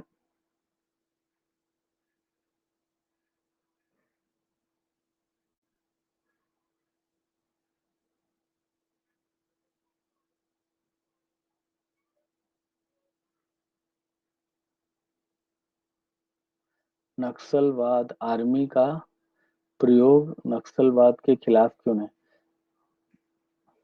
आर्मी बाह्य सुरक्षा के लिए है और हमारे देश में नक्सलवादी वे हैं जो आंतरिक सुरक्षा के लिए चुनौतियां हैं, अर्थात वो आतंकवादी नहीं है, वो हमारे देश के वो युवा हैं, वो लोग हैं जो किसी गलत विचारधारा या किसी गलत प्रभाव के कारण अपने अपने जो देश की विकासवादी व्यवस्था उससे भटक गए हैं। तो भटके हुए लोगों को गोली मारना विकल्प नहीं है और दंड का सिद्धांत भी सुधारात्मक है। ग्रीन हंट प्रारंभ किया गया था, कब किया गया था? तो आज से 6-7 साल पहले किया गया था, लेकिन वो सफल होता उसके पहले सरकार ने उसे रोक दिया था। तो हिंसा का विकल्प नहीं हो सकती। आप किसी एक व्यक्ति को मारेंगे, वो किसी का वो किसी का बेटा होगा, किसी का पति होगा, किसी का पिता होगा। आपको नहीं लगता है कि उसके प्रति उसको आसानी से भड़का ले जाना उस व्यक्ति को बहुत आसान है? तो वहां वहां इसलिए हिंसा इसका विकल्प नहीं है। याद रखिए, विचारधारा को खंडित तब किया जाता है जब वो विचारधारा के तथ्य खंडित हो जाए। वो कहते हैं हमारा विकास नहीं हो रहा, आप विकास करके दिखाइए। आप देख लीजिए, बस्तर तक हम ट्रेन पहुंचा दिए। ये सड़क क्यों उड़ाते हैं? क्योंकि संचार ही वह माध्यम है जिससे वहां के लोग देश से जुड़ेंगे, विकास से जुड़ेंगे। तो उनकी बातें विकास से ही खंडित की जा सकती हैं, गोले बंदूक और हवाई जहाज से नहीं हो सकती हैं।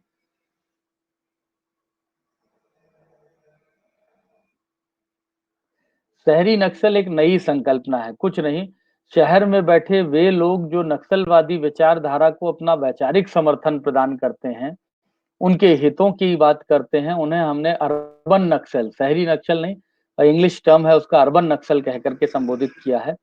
अभी हाल फिलहाल में नई लॉन्च हुई है टर्मिनोलॉजी है। अभी किस करब एंड अभी किस करब क्या है? करब से नक्सलवाद हो रहा है। अभिषेक नहीं क्लियर हुआ क्या पूछ रहे हैं? किस कारण होगा ना, कारण से। अच्छा, हाँ, किस कारण से? तो हमने कहा कि नक्सलवाद कभी विचारधारा था, आज वह क्या हो चुका है? आज व्यवसाय हो चुका है। अगर मनरेगा में नौकरी करेंगे, मनरेगा में मजदूरी करेंगे तो 150 रुपए पाएंगे, 178 रुपए मिलेगा। और वहीं बंदूक पकड़ लेंगे तो किसी को किडनैप करेंगे तो हो सकता है 20 लाख रुपए पा जाए, प्लस अपने समाज में रुतबा भी बना रहेगा। तो आज एक बड़ा नक्सलवादी वर्ग समूह व्यवस्था से असंतोष के कारण नहीं, बल्कि उसके दूसरे पक्ष के कारण कर रहा है। चलिए आगे आ जाइए। पुलिस वाले मरते हैं नक्सलवादियों के द्वारा, लेकिन वो राजनेता नहीं मरते हैं जो उस क्षेत्र से चुनाव जीत करके आ जाते हैं। तो ये सोचने वाली चीज है। डेवलपमेंटल वर्क में लगे हुए लोग नहीं मरते हैं। ठीक,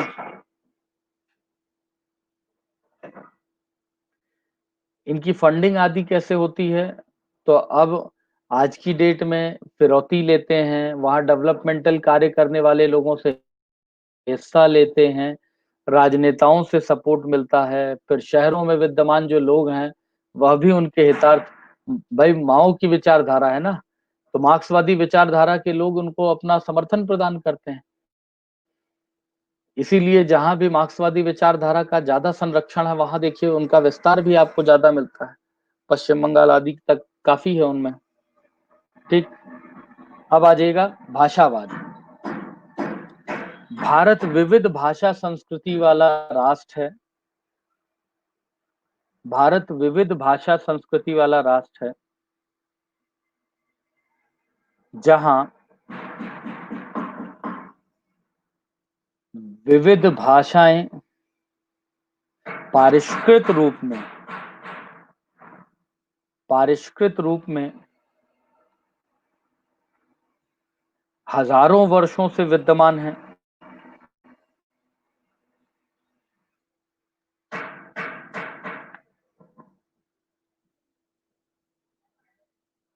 स्वतंत्रता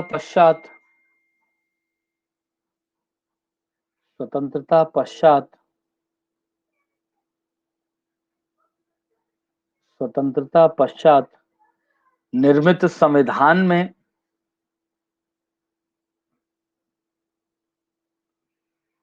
भाषाई निरपेक्षता को बनाए रखने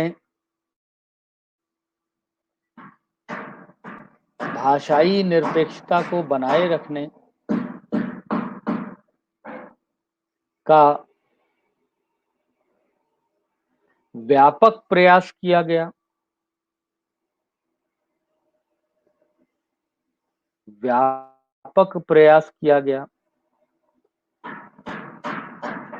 परंतु इसके बावजूद क्षेत्रीय स्तरों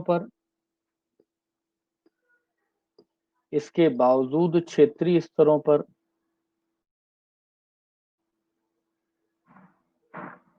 भाषाई द्वंद्व दृष्टिगत होता है,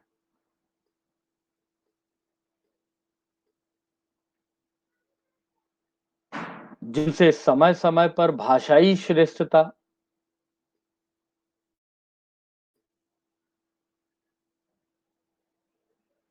के स्तर पर विवादों का सृजन होता है।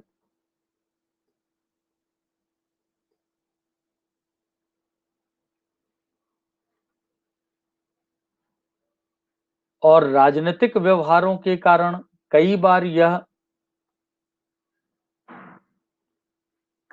यह हिंसक प्रतिक्रिया के रूप में स्थापित होता है।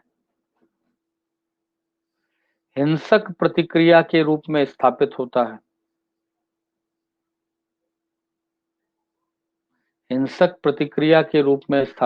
है, जो देश की आंतरिक सुरक्षा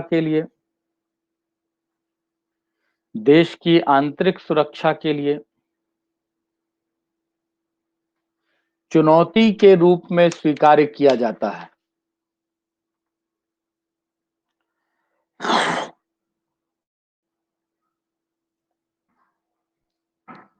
चुनौती के रूप में स्वीकार किया जाता है। राजनीतिक स्तर पर दो चीजें और हैं, एक आपकी आ जाएगी भ्रष्टाचार और दूसरा आ जाएगा नदी जल बंटवारा। दोनों को आप स्वयं लिखेंगे, भ्रष्टाचार और नदी जल बंटवारे लिखेंगे भी, और छोटे छोटे पैराग्राफ में 50-50 शब्द में लिख करके आप मुझे भेजेंगे भी। नदी जल बंटवारा और भ्रष्टाचार, क्योंकि इस पर हम ऑलरेडी पीछे चर्चा कर चुके हैं। अब आर्थिक पक्ष पर आ जाइए।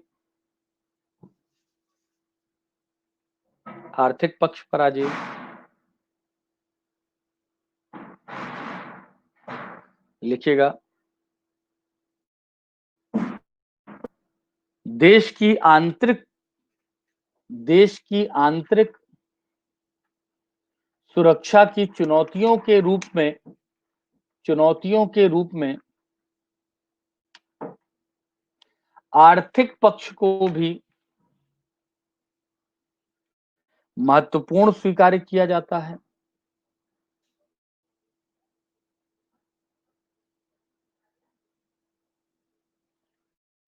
जिससे समय-समय पर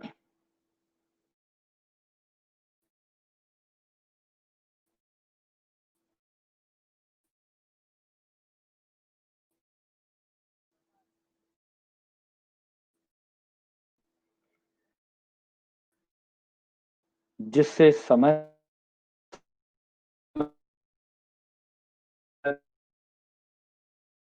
पर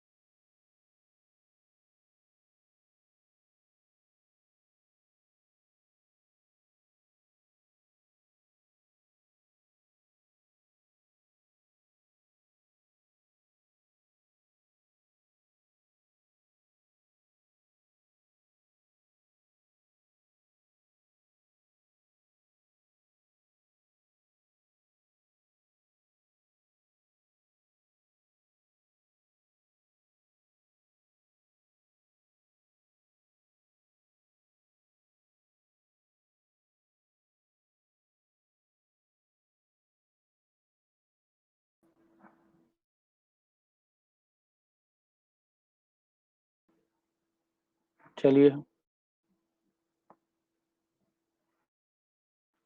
आगे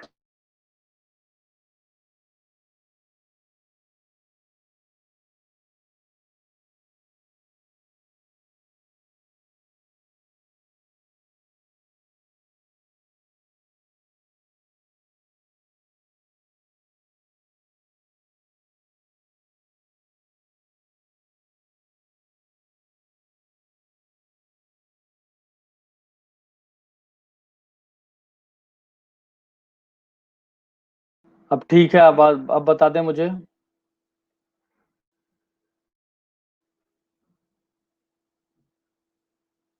अभी ठीक है? आ रही है? जी सर। चलिए ठीक, आगे लिखिए यहाँ पर।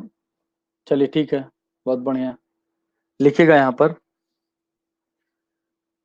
भारत के लिए आंतरिक समय-समय पर चुनौतियों का सृजन होता है। चुनौतियों का सृजन होता है।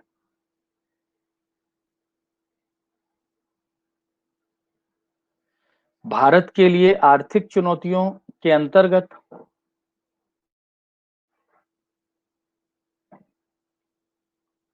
भारत के लिए आर्थिक चुनौतियों के अंतर्गत गरीबी, बेरोजगारी, आर्थिक असमानता,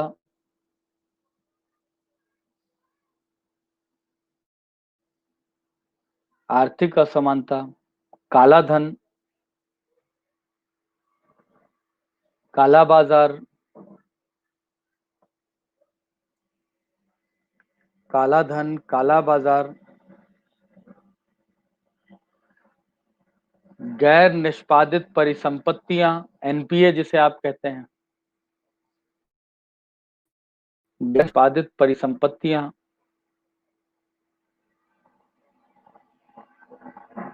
हवाला व्यवसाय,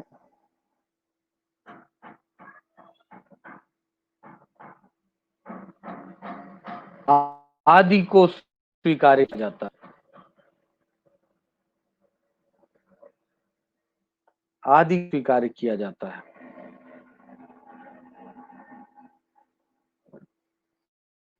आदि को स्वीकार किया जाता है। जिनके आधार पर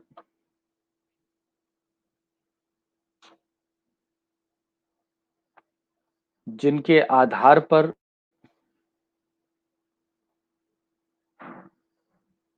जिनके आधार पर कहीं ना कहीं देश का संतुलित विकास कहीं ना कहीं देश का संतुलित विकास बाधित होता है।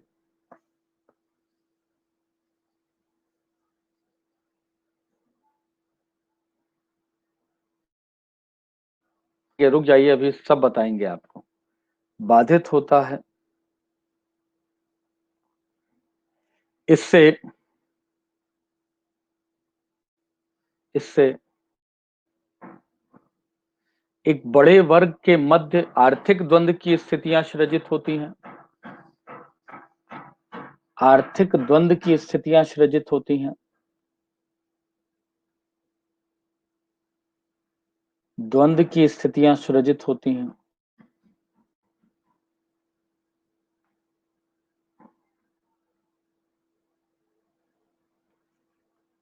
तो वहीं तो वहीं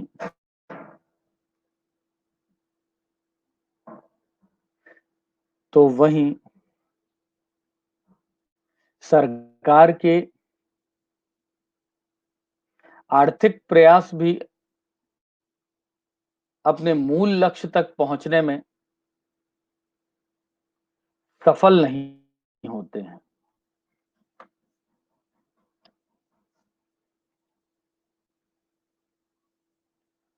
और अंतिम रूप में सामाजिक और आर्थिक विकास पूर्णतया प्रभावित होता है। पूर्णतया प्रभावित होता है। तो ये हो गया आर्थिक पक्ष। काला बाजार जानबूझकर जब किसी वस्तु की क्राइसिस क्रिएट की जाती है और उसके मूल्य में वृद्धि, कृत्रिम वृद्धि का लाभ लिया जाता है, तो वो काला बाजार होता है। प्याज में आप देखते हैं, प्याज को स्टोर कर लिया और जब उसका बाजार में उसकी उपलब्धता, मांग और आपूर्ति बाधित हुई तो उसका मूल्य बढ़ गया तो उसको बेच दिया। तो ये हो गया काला बाजार। हवाला बाजार नहीं, हवाला व्यवहार है। जब मुद्रा का निर्गमन गैर वैधानिक माध्यम, वही आप मनी ट्रांसफर करते हैं किसके थ्रू? बैंकों के थ्रू। जब आप यह ट्रांसफर किसी गैर वैधानिक, मतलब हवाला उसको कहते हैं जब आप गैर वैधानिक तरीके से धन एक स्थान से दूसरे स्थान पहुंचा देते, तो हवाला नेटवर्क होता है जो काले धन को एक स्थान से दूसरे स्थान, एक देश से दूसरे स्थान लेता है और उसका कुछ परसेंटेज सर्विस के नाम पर अपने वो ले लेता है, तो उसे आप हवाला कहते हैं। तो ये गैर वैधानिक होता है। काले धन का ट्रांसफर हो रहा है, पहली चीज। दूसरी चीज, बैंकों को जो लाभ मिलना चाहिए वो लाभ नहीं मिलता है। कर कर की वंचना इससे स्थापित होती है, तो आर्थिक विकास भी बाधित होता है और इससे अनैतिक संस्कृतियों को और ज्यादा प्रोत्साहन और प्रेरणा मिलती है। तो ये पक्ष हो गया आपका। आ जाएगा सामाजिक पक्ष पर। लिखिएगा, भारत विविध भा सामाजिक संस्कृति वाले राष्ट्र के रूप में सामाजिक संस्कृति वाले राष्ट्र के रूप में स्वीकार किया जाता है,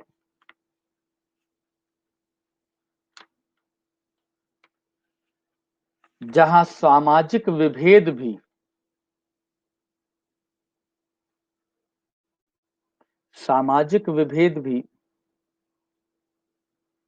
विविध स्तरों पर विद्यमान है।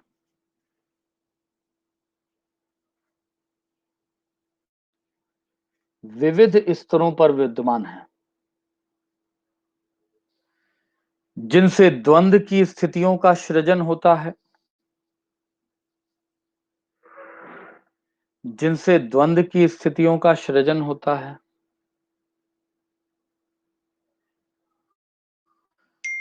और इससे सामाजिक विकास के साथ साथ सामाजिक विकास के साथ साथ साथ साथ सामाजिक सौहार्द भी खंडित होता है।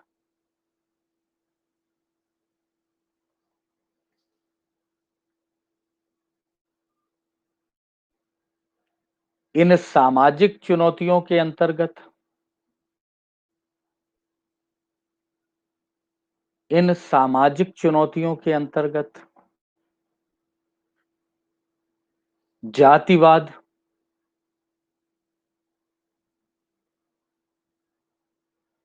जिससे जातिगत विभेद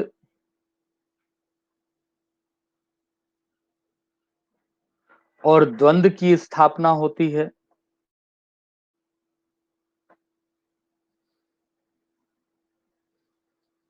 द्वंद्व की स्थापना होती है। नेक्स्ट, सामाजिक कुरीतियां व अवैधानिक सामाजिक व्यवहार, अवैधानिक सामाजिक व्यवहार जैसे बाल विवाह, जैसे बाल विवाह,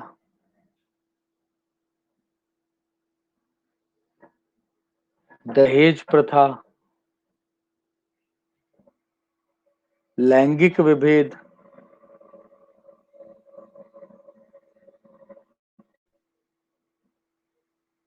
आदि को स्वीकार किया जाता है। लैंगिक विभेद आदि को स्वीकार किया जाता है,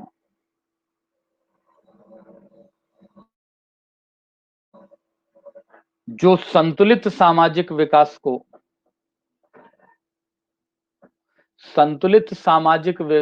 को बाधित कर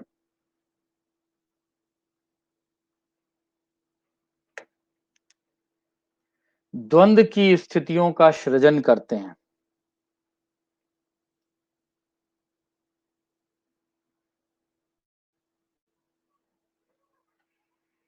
तो ये हो गया आपका सामाजिक आधार पर आंतरिक अशांति की चुनौतियां, और सबसे अंत में आ जाएगा धार्मिक आधार पर आंतरिक अशांति की चुनौती।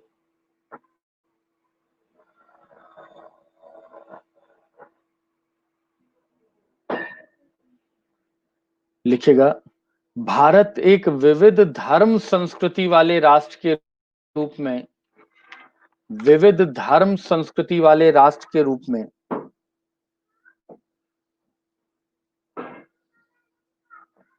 राष्ट्र के रूप में विद्यमान है,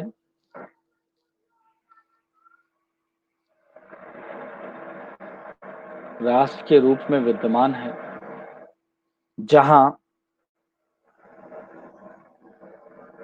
जहां देश को पंथ निरपेक्ष घोषित कर धर्मों के मध्य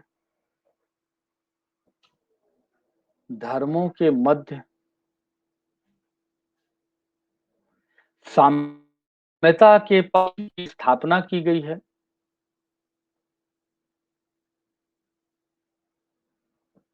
परंतु इसके बावजूद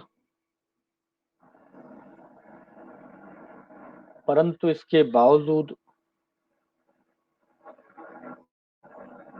परंतु इसके बावजूद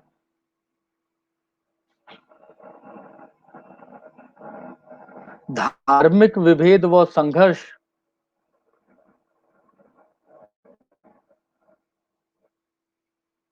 देश के आंतरिक सुरक्षा के लिए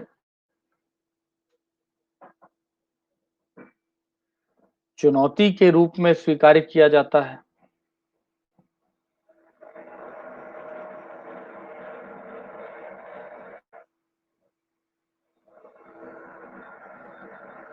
स्वीकार किया जाता है।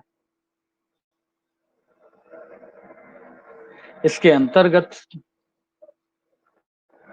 धार्मिक विभेद,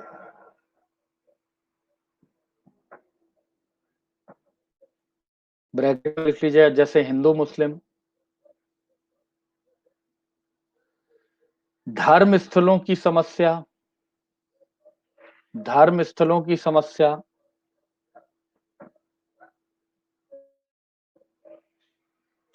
ब्रैकेट में लिख लीजिएगा अयोध्या, अयोध्या विवाद। अब उसे बाबरी मस्जिद कहना उचित नहीं है।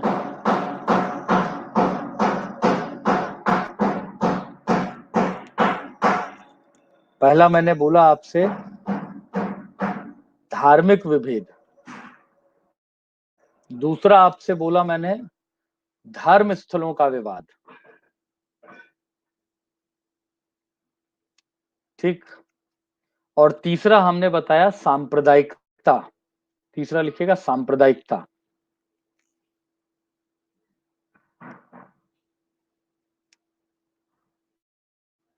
नीचे लिखिएगा। अब सांप्रदायिकता पर आ रहे हैं हम यहाँ पर, क्योंकि वो एक ऐसा मुद्दा है जिस पर आपको थोड़ा ब्रीफ करना पड़ेगा मुझे। लिखिएगा, धार्मिक विभेद व धर्म स्थलों से संबंधित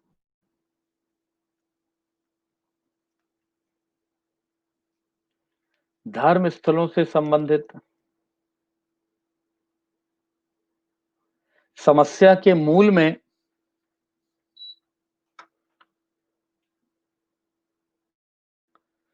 में सांप्रदायिकता की चुनौती स्वीकार की जाती है,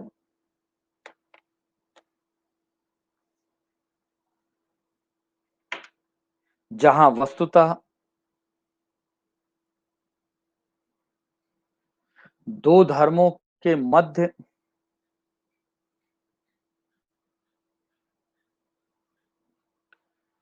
श्रेष्ठता आधारित विभेद को ही दो धर्मों के मध्य श्रेष्ठता आधारित विभेद को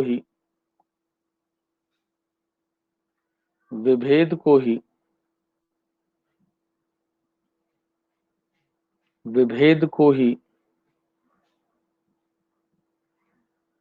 सांप्रदायिकता के रूप में स्वीकार किया जाता है,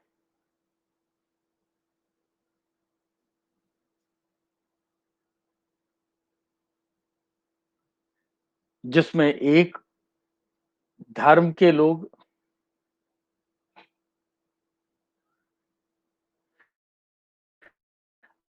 अपने धर्म को दूसरे के धर्म को हेय स्वीकार करते हैं। हेय मतलब कुदृष्टि से, खराब मानना, अपने से नीचा मानना।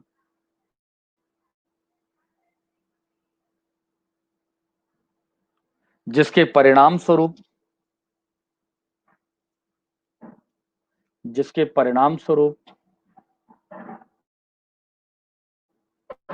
समय समय पर सांप्रदायिक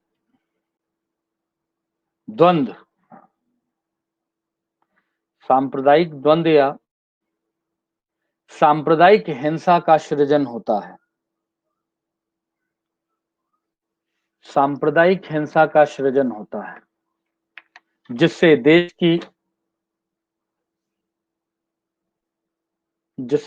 की एकता, अखंडता और संप्रभुता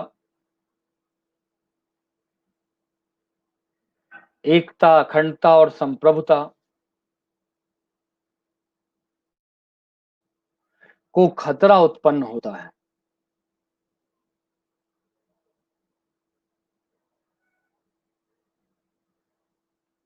भारत में इस प्रकार की प्रवृत्तियां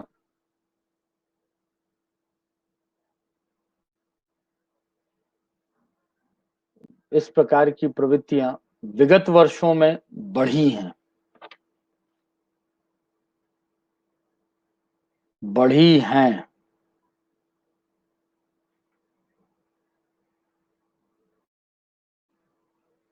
नीचे कंक्लूड कर लीजिएगा। अतः उपरोक्त प्रस्तुत चुनौतियों को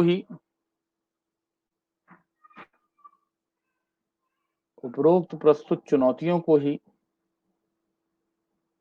देश के आंतरिक सुरक्षा संबंधी प्रमुख चुनौतियों के रूप में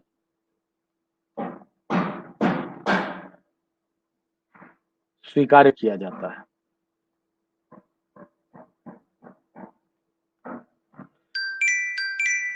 तो ये थी आपकी आंतरिक सुरक्षा की प्रमुख चुनौतियां।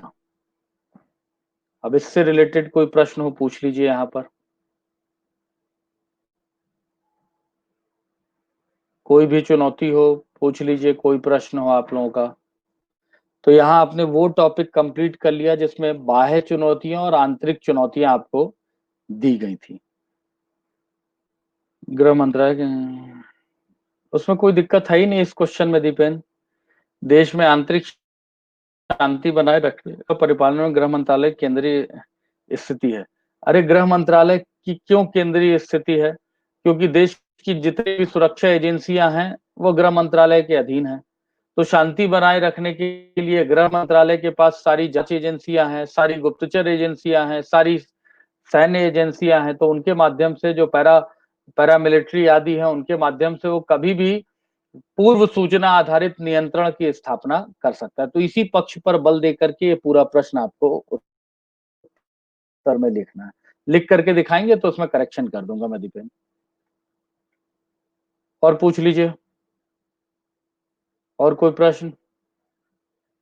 तो ये एक बड़ा वेग सा टॉपिक था आपका। बीहड़ और नक्सलवाद के नहीं, बीहड़ के डाकू वो बागी हैं, याद रखिए। ठीक है। अब आपके यहाँ डाकू ओकू की उस तरीके की समस्या रही नहीं। अब 80 के और 90 की दशक की पिक्चर देख करके यही लगता है कि रहा होगा। ठीक है, तो नक्सलवाद से वो डाकू बिल्कुल अलग है। 100 वर्ड में नहीं कंक्लूड हो पा रहा। आप लिखिए तो फिर मैं दीपेंद्र आपको बता दूंगा कि उसमें क्या नहीं आएगा। मैंने अब आपको लाइन बता दी कि इसका क्या डायरेक्शन रहेगा। ठीक है, डायरेक्शन क्या रहेगा ये मैंने बता दिया। आप लिखेंगे तो मैं इसे करेक्शन कर दूंगा आपको। और बता दीजिए, और कोई प्रश्न? कोई भी प्रश्न? अब हम लोग आयोग वाले पक्ष पर कल चर्चा करेंगे। आज थोड़ा सा मुझे एक काम है जिसके कारण से मैं आज आप लोगों को 15 मिनट पहले छोड़ूंगा। तो इस प्रक्रिया को अब हम कल कंटिन्यू करेंगे। जो भी प्रश्न होंगे आप लोगों के, मुझे आप लोग पर्सनली अपने ग्रुप में डाल देंगे तो मैं उसे देख लूंगा। ठीक है, 7:30 का मैंने किसी को समय दिया था, मैं विलम्ब हूं अभी, को कल कंटिन्यू करूंगा। ठीक है मित्रों, तो आज के लिए इतना ही। आप सभी स्वस्थ रहिए, अपना विशेष ध्यान रखिए।